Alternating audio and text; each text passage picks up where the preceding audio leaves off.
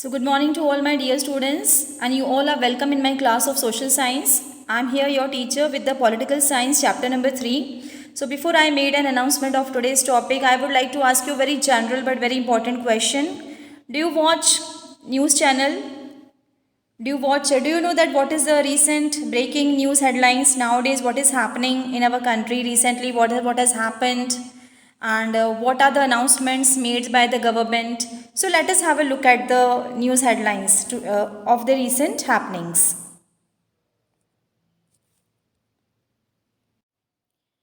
Yes, as we know, children, that very recently in the last week only in our country, in the northeast part of India, that is in Assam, again the severe floods has been hit. So to overcome such situation, our government has deployed NDRF team. Okay, so that the people and the victims of the flood can be evacuated. Evacuated means they can be taken to a safer shelter in the camps, in the temporary camps which are made by the government.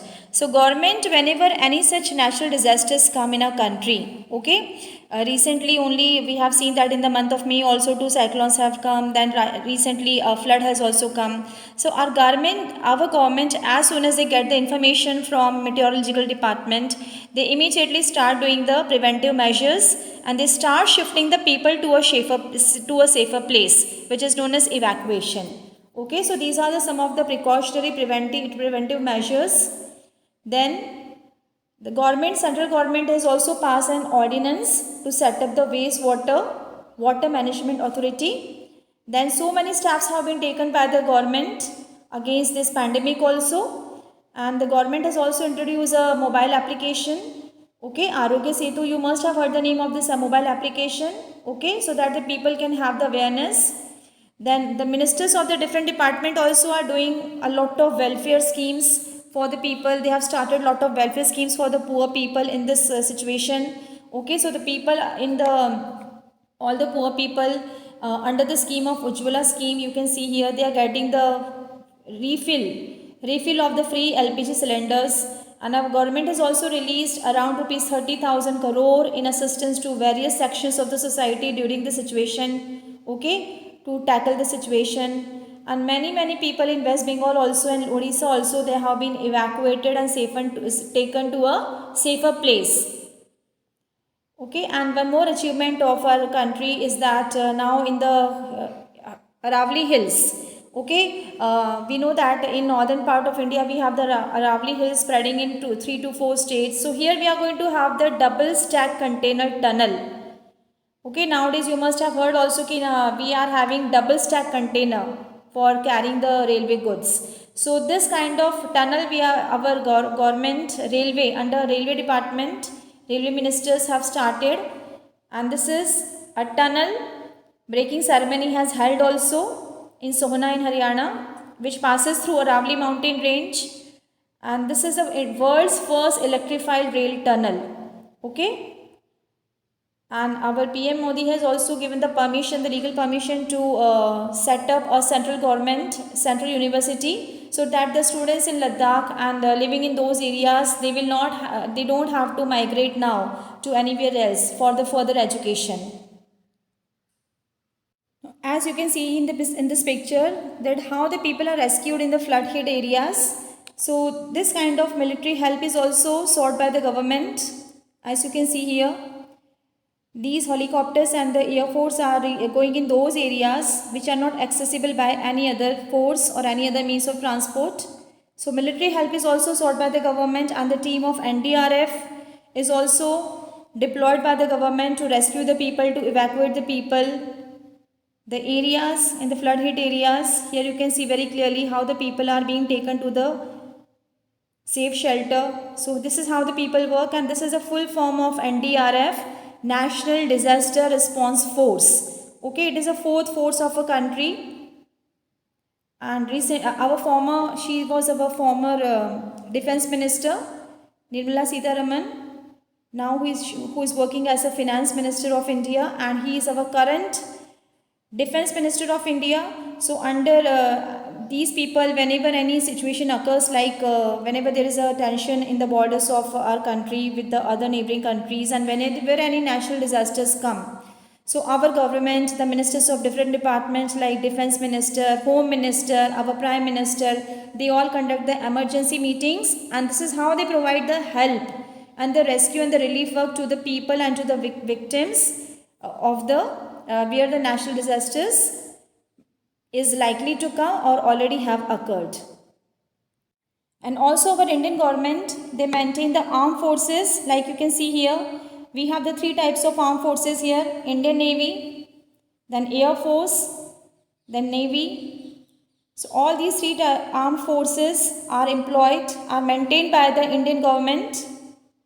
And we also have the CDF, the Chief of Defence Staff. So they all conduct the meetings, emergency meetings, to tackle the situation, different situations, as you can see here. So this way we have seen, children, that the government is taking very important decision in different situations. And we have seen the breaking headlines also. Okay, so in all different, regarding all the different situation happening in our country, we read and we see also the different breaking headlines of the given by the government or the decision made by the government. For example, government is banning the import of toxic toys from different countries. Then government has sanctioned 2 crores rupees for the establishment of a football coaching academy. And government is repairing all the damaged roads in the city before the rainy season, as the rainy season has started. So before the rainy season also, the road work, railway, the repairing of the road work is also done by the government. Then government also provides a scholarship to the students, those who are passing the international geography contest, and also the 12th class students, 10th class students, 10th board, 12th board. So this is how the government is doing a lot of things in every sphere, in every field. So this is what we are going to read in this chapter, children. As you can see, the title of the chapter number 3 is about the government. So in this chapter, we are going to read first of all what is government, what are the different functions of the government, what are the levels, organs and the types of the government, and what is UAF. What is a full form of UAF? You must have heard this thing also. It's a very important term. Its full form is Universal Adult Franchise. Then what is suffragette and anti-apartheid, and what is the significance of democracy? So this is what we are going to cover up in this chapter. So this was the basic introduction of chapter number 3, government. So first of all, we are going to read, children, what is a government. As you all know that you all are living in a social groups. We all live in a family, we all live in the society, and in the school also, when we are coming to school, we are having the diverse groups. Okay, you people are going to your class, then you are going to different activity group, then you are going in your houses. Okay, so in this way, children, every day we are coming across to different groups. And if we let us take the best example of a school only, in our school, if I'll ask you the question that who makes all the laws and rules and regulations of the school, who is the head of the school? So obviously your answer would be our principal madam. Okay, so our principal madam is the head of the school, and madam only makes the rules, regulations, laws and norms, and also at the same time all the timetable, schedule, all are made by our principal ma'am only. So why it is very important? Why do you think that it is very important? Your timetable is important, your class timetable, your activities timetable, your exam timetable. Why these things are important? So that you will not have any confusion and chaos throughout the year. All the things are very clear to you. When you're coming to school every day, you know very well that in the morning you have to attend the assembly. You know very well that now you have to go in your respective classrooms. Then you have to attend the first period. Then you have continuous 4 periods. Then you have the lunch. For the lunch also, you know the specific area where you have to go. Okay. Then after lunch also, children, you know very well you have to attend your 4 periods, next 4 periods, and in those next 4 periods you are having different activities schedule also, in which activity you have to go weekly and fortnightly, and we are also having the specific month of the activities when we are conducting all the competitions, activities. So everything is very much clear to each and every student and the teachers and to everybody, and there is no communication gap and no confusion and no chaos. It is just because that in our school very specifically the system is there. Okay, all the laws and things are very clear to here, and the powers are also distributed and the duties are also distributed. Like you can see here that we are having the different people performing the different functions in different sections. For example, teachers. If we talk about the teachers, they conduct their classes and activities. Subject teachers are there, and the bus driver is there to bring the students. Okay, then the payments, your fees are collected by the office department, the accountant, the clerk. So this is how everybody knows their own duty, his or her duty. So this is a benefit that our time is not being wasted and we know very well where to go. So this system is maintained, and this system was first of all originated, then developed and enhanced by the management of the school, the head of the school, and this is how the school runs. So who is the head of the school? The principal ma'am is the head of the school. Okay, so in the same manner children, it is very essential that in every community, in every neighborhood, village, city, government, everywhere we require a set of people, we require the group of people, those who can make sure that our life should run smoothly. We should not have any disturbance or disruptions or any indisciplined behavior from anyone in our life, in our society, in our family, in our locality where we all live. So as we are having very complete or perfect management in our school, in the same manner we want the same management from our country also. So in this chapter, that only we are going to read, children, that what is making possible the running of the administration in our country. So that group of people who manages the affairs of a country is called government. Okay, so a government is a political authority, and this political authority consists of a group of people, and they are having the power to make and to enforce the laws for a country or an area. And why is the government very necessary for any country? Do you think the government is necessary? Yes, absolutely. The government is very necessary because unless and until government will not be there, smooth functioning of any country is not possible. So the government is very necessary for the smooth functioning, easy working of any country or any community, city or local area. Because government makes the laws, implements them, and also ensures that the laws are followed, and the society also may function in a disciplined manner. Otherwise everybody will commit the mistake and nobody will ask any question to them.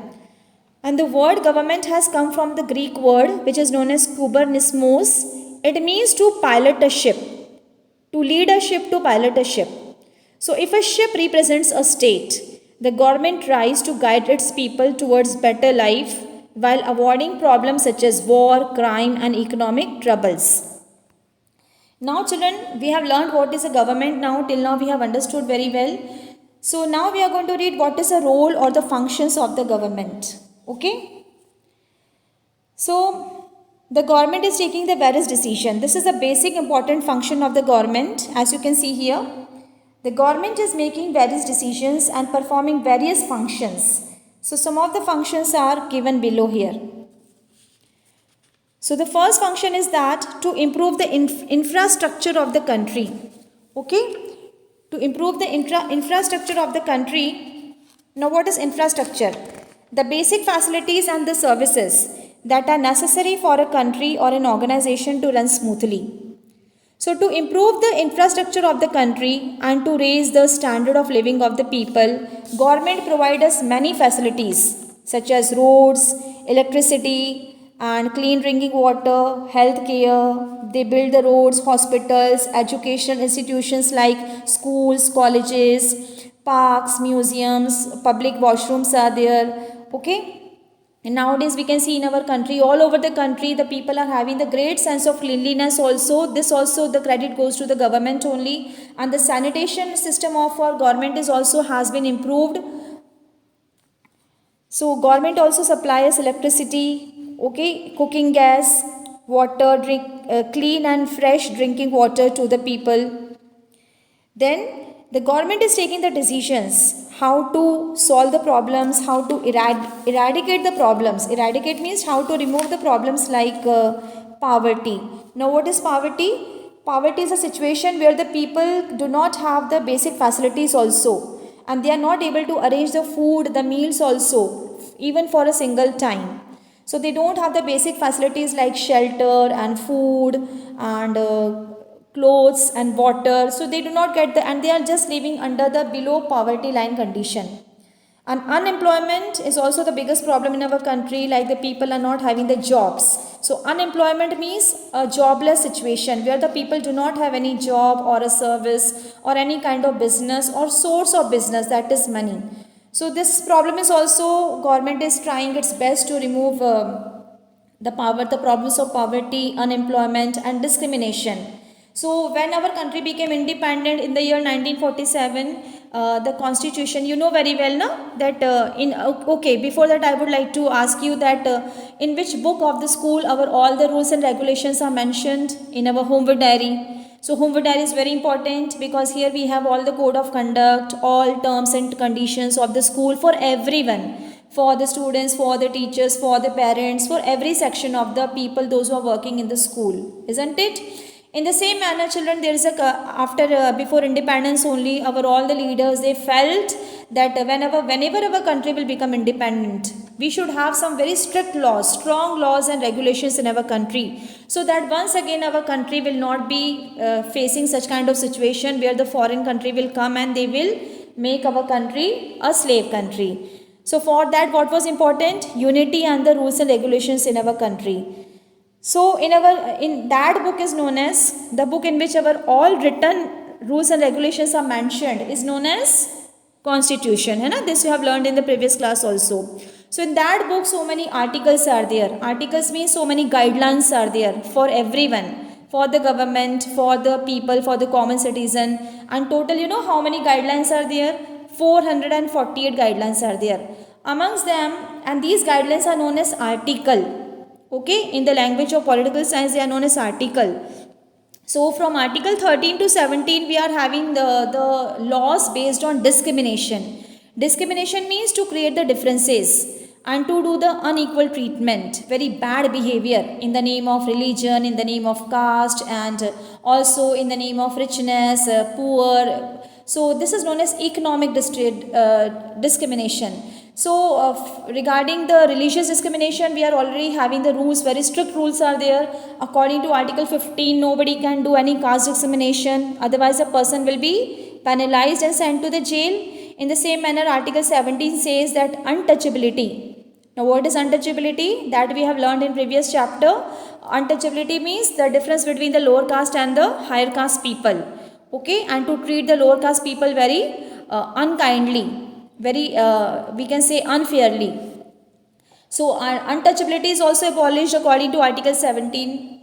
And now what we have to remove, children? We have to remove, our government has to remove the economic discrimination from our country, because the rich are becoming more richer and the poorer are becoming more poorer due to the lack of facilities, opportunities and equal treatment.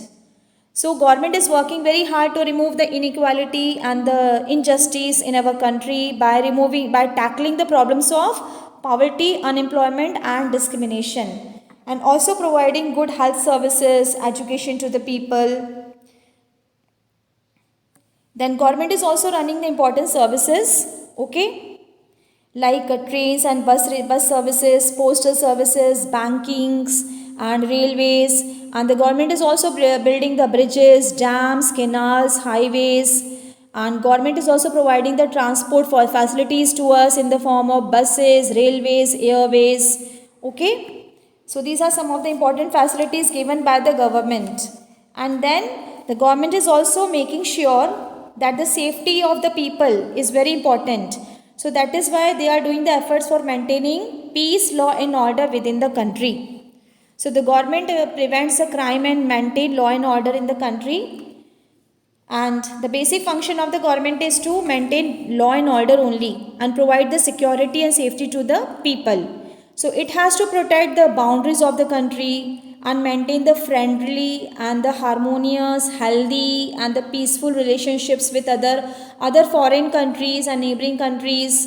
And in case if our country is attacked by any enemy or rival country, then the government protects and defend the country, and they have to protect and defend the country. And that is why for this purpose what they have maintaining, you can see the government is maintaining armed forces. To defend means to protect the boundaries of our country. Okay, so in our country we are having 3 armed forces. Okay, Indian Army is there, Navy is there, Air Force is there. So they are working to protect and defend our country in the times of crisis and in the times of any internal conflict or any tension is occurring, war like situation. Then the government is also working hard in the time to provide the rescue and the relief work during the natural calamities or the natural disasters, like we can see here floods, then earthquakes, storms, tsunamis, landslides. So government they provide the health services, food, shelter, medicines, clean and drinking water, and temporary shelter camps also to the people. And nowadays the services of our Indian government is appreciated worldwide.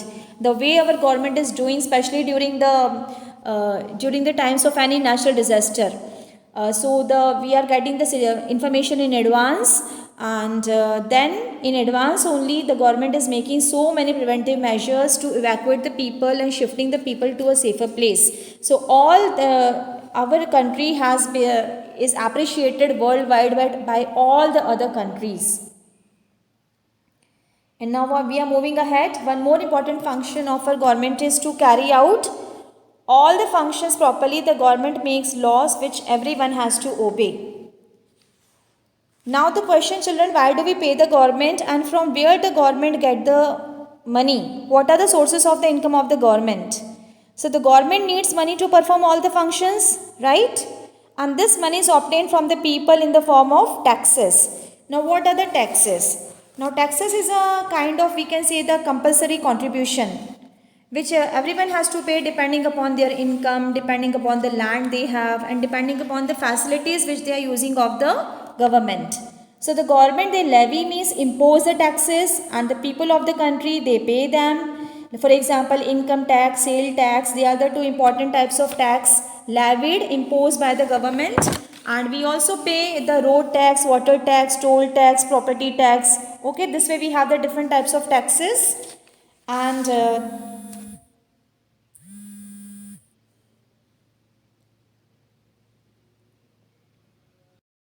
yes, children. Now our next topic is levels of the government.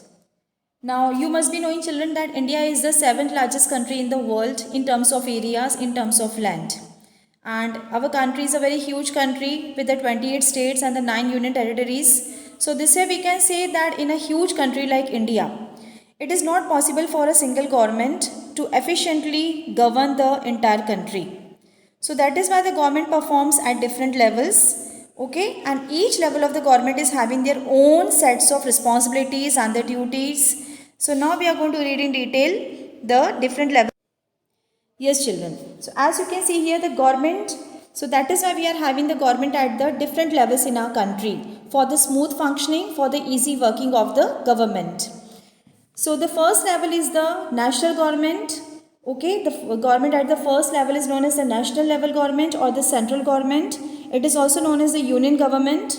And this is a government which works at the central level, that is at the country level, and it takes major decisions for the entire country. Then at the second level, children, we have the countries divided into small territories known as states, and each state is having their own government, that is state government. So the second level of the government is the state government. Okay, this is the second level of the government, the state government. And the state government also looks after the welfare of their own particular state. Then at the third level, children, we have the government at the local level. Okay, so the people living in villages, towns and cities, they form their own government to look after their local needs. So this is a government which is running at the third level, and it is also known as the local self-government. So this way, children, in our country we are having the government at the 3 levels for the smooth functioning. And now, children, laws and the government. Our next topic is laws and the government. So one of the main functions of the government is to make the laws, and all the people living in a country, they have to abide by the law, they have to obey the law. Okay. Now the question is that why are laws important? Now laws are very important because they ensure that people should live in a peaceful and in a regulated manner and also in a disciplined manner. Now let us take an example. On the road, the people, they have to follow the same rules. Everybody has to follow the same rules on the road, right? For example, obeying the traffic signals, having a control over speed, crossing the road, using the zebra crossing. So what will happen if the people will not abide by these rules? Or when the traffic lights do not work at a busy intersection, then what will happen? It will create a lot of chaos, lawlessness, indiscipline, disruptions. So that is why it is very important to follow the rules in all the spheres of the life, whether you are inside the home or outside the home.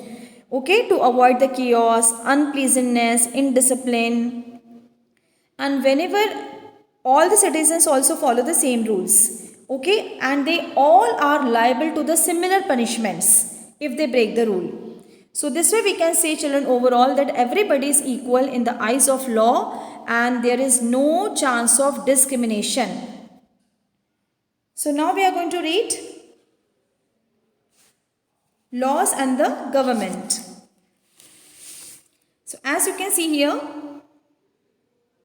children, as in our body we have different organs. We have internal organs as well as external organs, and they all perform different functions, okay, different major functions. For example, heart is very important, okay, because it pumps the blood, and our brain is also very important. So all our internal external organs are performing different functions to run our entire body.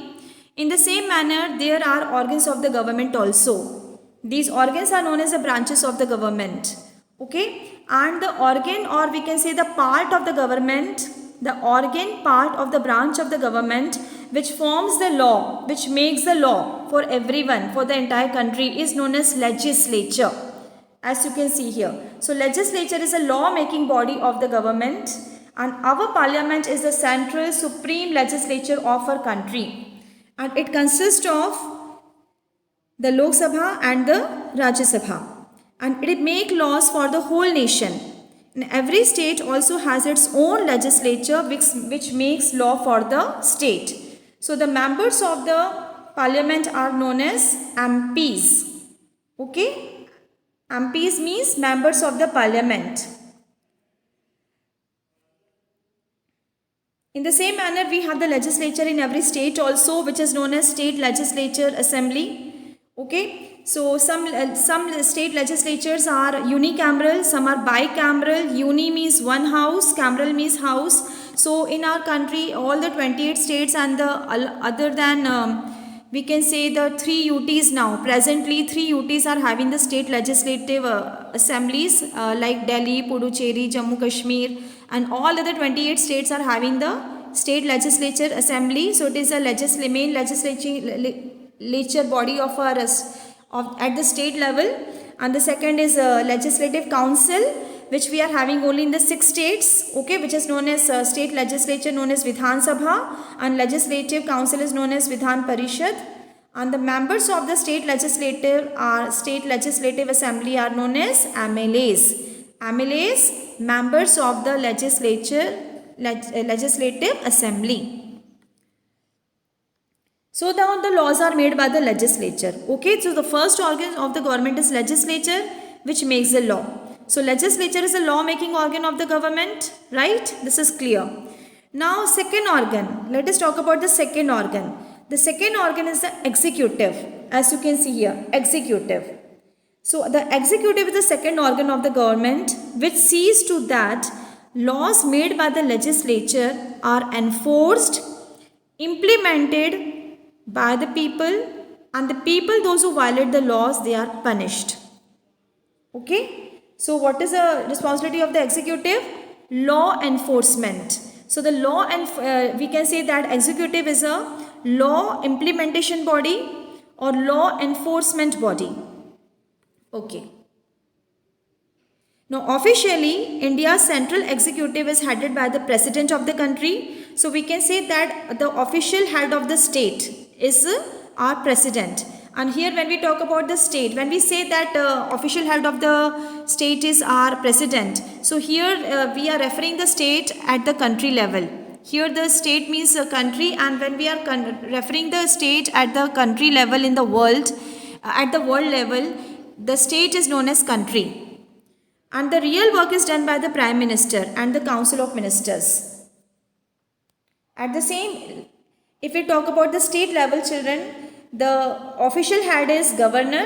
Okay, state executive is headed by a governor, means we can say the official head is governor, and the real head and the real functions are carried out by chief minister. And the council of other ministers means, council means the ministers of the different department. Okay, the ministers of different department, like we have the sports minister, we have health minister, we have the finance minister, we have the home minister. Okay, so in various departments we have the minister. They all are collectively forming the council of the ministers. And now we are reading the third organ. So which is the third organ? The judiciary. So the judiciary is the organ of the government. The judiciary is the third organ of the government, in whose hands the judicial power is vested. Okay, or we can say rested. The judicial power are in the hands of judiciary. It functions through a system of the court, and it also ensures that the government functions according to the laws. They also settle, judiciary system also settle disputes, and they safeguard the people against the unjust, injustice, inequality. And Indian judiciary consists of the three levels of the court. So here also we have the three levels of the court, which are including the Supreme Court. Supreme Court is the highest court of India, which is in New Delhi. It is also known as Apex Court. And then High Court is the highest court in the state. And then at the third level we have the District or the Tehsil Court. So these were the, right now we have covered the three organs of the government. And now our next topic is, children, the types of the government. So there have been three main types of the government in the history of mankind. They include, the first one is monarchy, second one is dictatorship, and the third one is democracy. So now we are going to read the good and bad features of these forms of government. So the first, to start with monarchy. Now children, I hope you have heard the name of the Emperor Ashoka. Ashoka, the great emperor. And afterwards you have also heard the name of Akbar the Great. He was also the great emperor. So Ashoka the Great and Akbar the Great, they were one of the greatest monarchs in history. So who is a monarch? First of all, we should know what is the meaning of this term monarch. So monarch is a king or a queen who has a absolute power, means complete power to run the country. 100% powers are in his hands to run the country. Okay, and monarchy is a form of government which is headed by a king or a queen, and it is mainly a hereditary form of the government. Why? Because when the monarch dies, when a king or a queen dies, then power automatically passes down from one generation to another in the same family, and usually the eldest son, he becomes a monarch, he becomes a king or a queen. So this way this system is hereditary system, in which the power passes from one generation to another generation.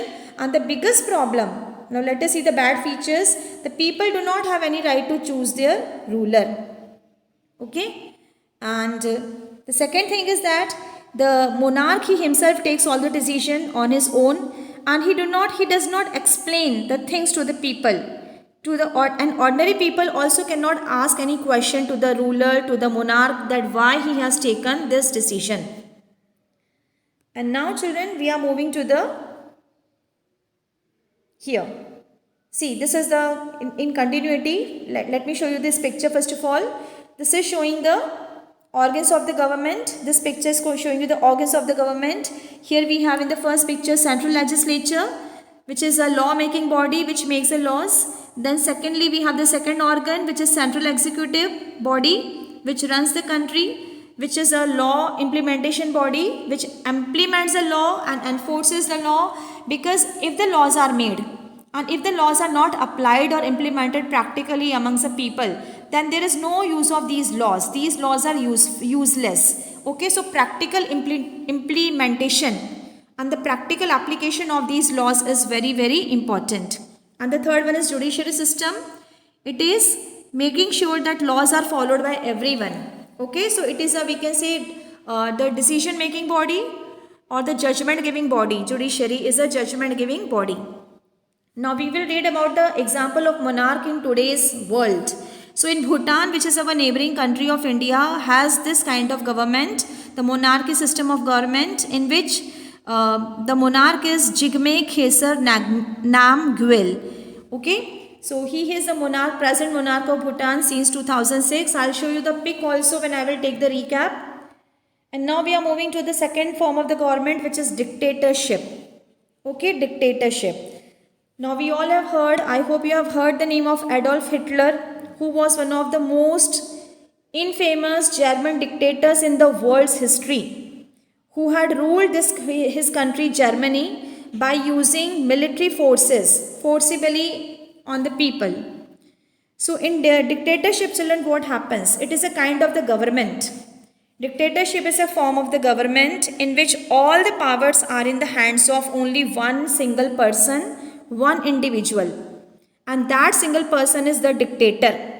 That person is known as dictator because what he has done, forcibly he has obtained the power by using the military power, military force. And the dictator, whatever rules he makes, he does not adhere to any rules or laws. And also he does not care about the welfare of the people. Okay, forcibly he asks the people to follow the laws. So we can say that dictatorship is very oppressive.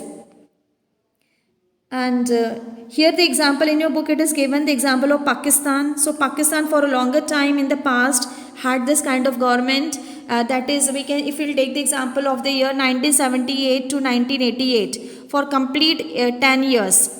The Prime Minister was there, Muhammad Zia-ul Haq. So he was a dictator and he was a Prime Minister of Pakistan who had ruled for a longer period. Okay.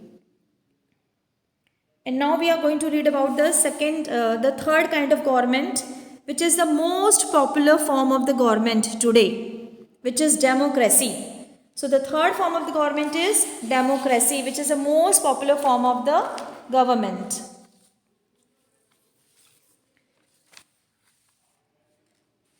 Now let us see. It is a form of the government, children, where the people participate in making of in the governance of the country. And the democracy can be of the two types, direct democracy and indirect democracy. In the democratic government, the people are having the ultimate power to govern themselves by using their right to vote. Okay, so in our country, every adult, the person who is of 18 or above 18 years is having the right to vote. And the biggest advantage is that people have the freedom to elect the representatives of their own choice. Okay, so the democracy can be of two types, direct or representative, direct or indirect democracy. So in a direct democracy, children, every adult citizens votes on every issue on which a decision has to be taken. So in a direct democracy, the people in a country, they directly participate in the governance. And this direct democracy is possible only in those countries which are having the small population. Example, Switzerland. So Switzerland in Europe continent is having the direct democratic government. And now we are moving to another category of the democratic government, which is very popular form of democracy, which is known as indirect or representative democracy. Now in this form of democracy, what do the people do? The people, they choose their representatives through elections by using their right to vote, which is known as universal adult franchise. Who then, the representative, after winning the election, he further forms the government. Okay, so thus in a representative democracy, elections play a very, very important role. And in direct democracy, every citizen, they cast their vote. And today, if we talk about the direct or representative democracy, we have this kind of democracy in India and the USA. Now, under representative democracy also we are having the two types, as you can see here. The representative democracy is also of two types. The first one is parliamentary system of government and the second one is presidential system of government. So if I'll ask you that who is the real head of our country? So what will you answer? Prime Minister. Okay. So here in the parliamentary system of government, the government is run actually by a Prime Minister and the other Council of Ministers. which are the members of the parliament as we have in India. Okay. Otherwise, the second category is of presidential system of government, in which all the powers are in the hands of the president. Okay. So let us have the example of parliamentary system of government in the countries like India, Britain, Australia, Canada. We have adopted the parliamentary system of the government. But in the countries like USA, we have the presidential system of the government. So who is the current president of USA? Donald Trump, who belongs to the Republic Party. Okay.